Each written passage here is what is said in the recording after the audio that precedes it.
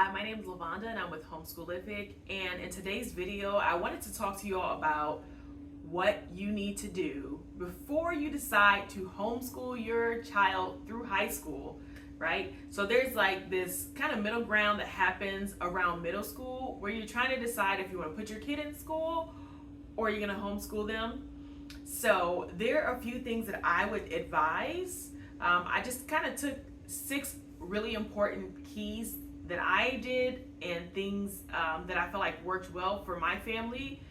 And so if you're deciding right now, please watch this video till the end and also share it with someone else because I really feel like it can be beneficial.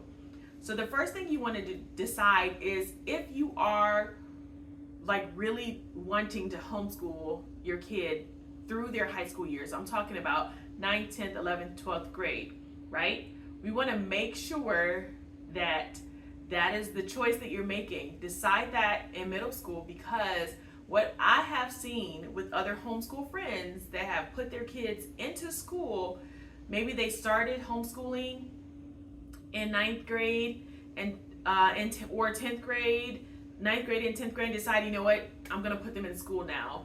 Sometimes, depending on where you live, your school may not accept all of the credits that your child has attained while homeschooling.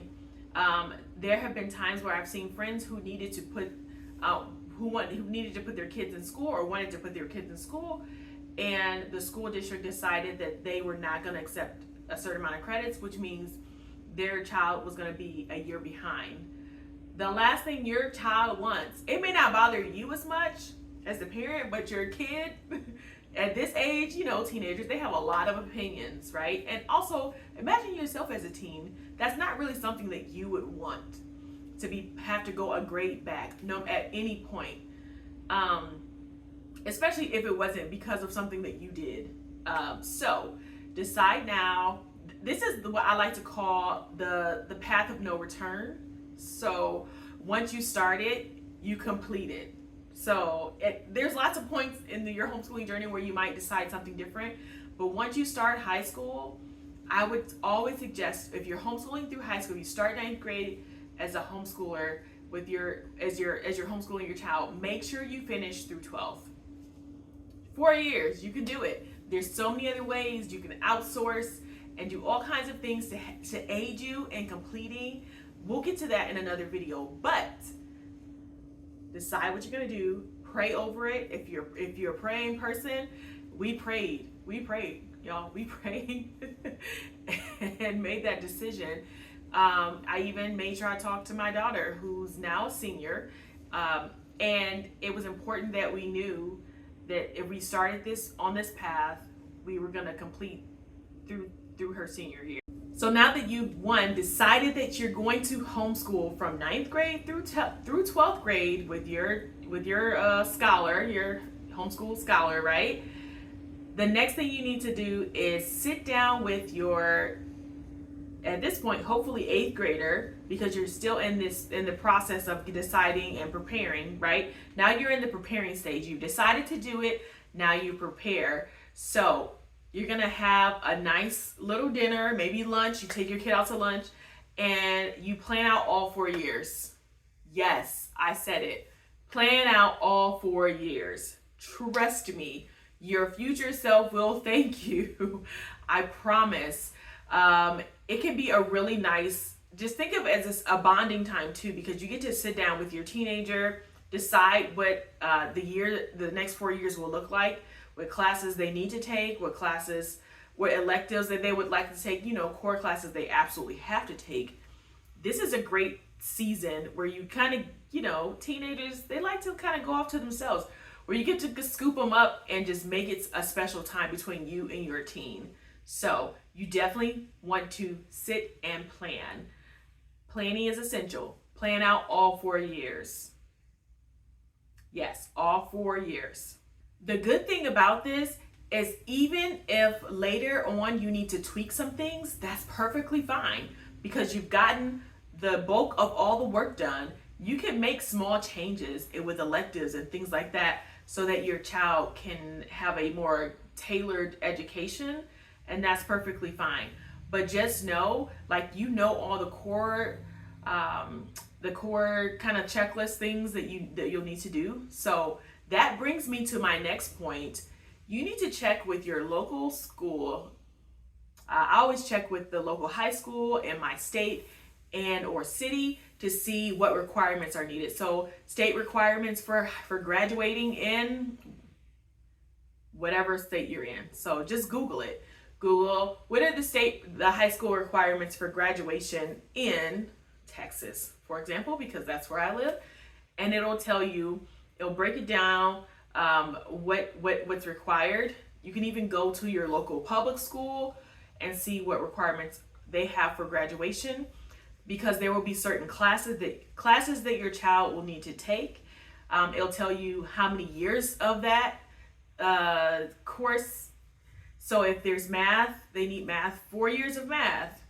Most places a requirement, algebra, geometry, algebra 2, and then another type of math. Your child will need 4 years of math, and I don't know if there's a state that doesn't require it, but there are different places. Most schools only require 3 years of science, and then 4 years of language arts. And the important thing is to see what is required from your state. Okay, now that you've seen what your state requirements are, I'm gonna want you to go a step further, because there are colleges that require a bit more.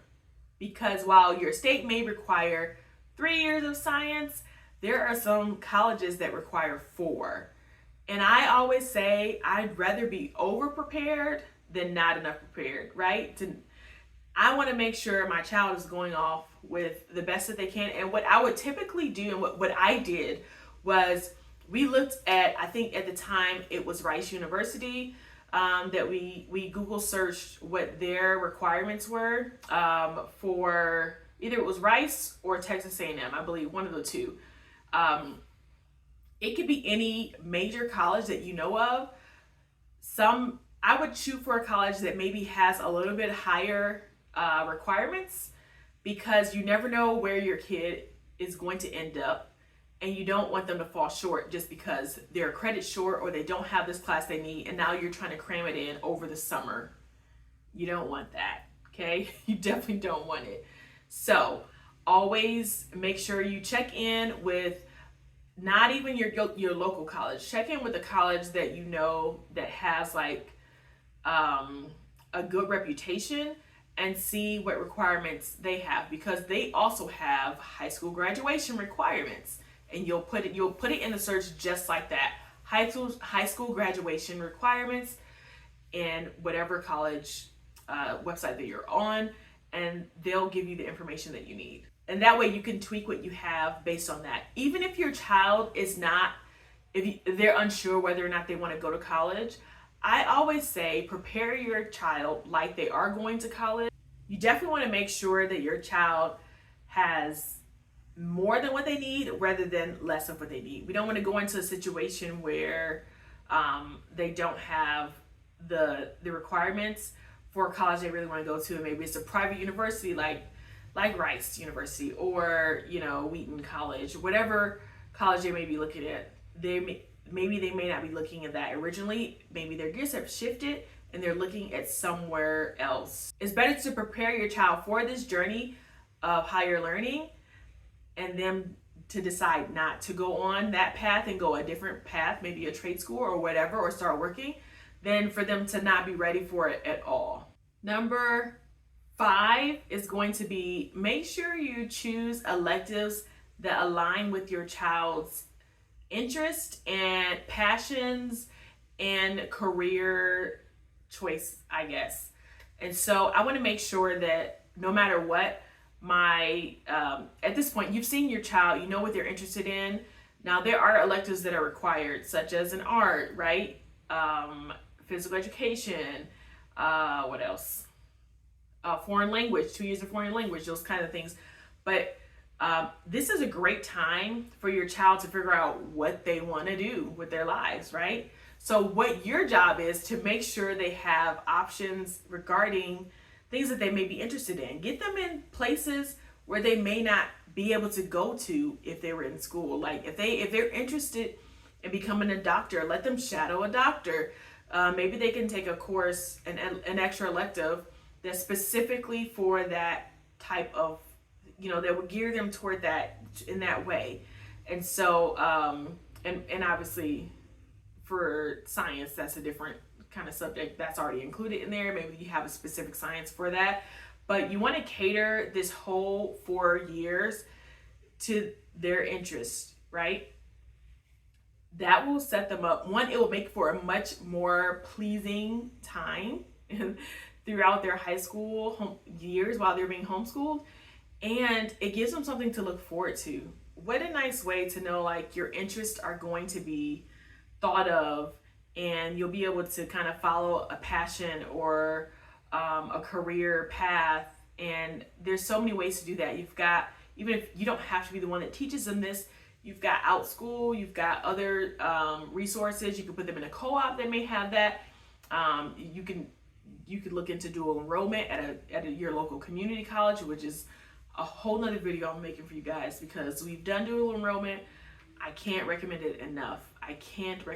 Which leads me to my last point.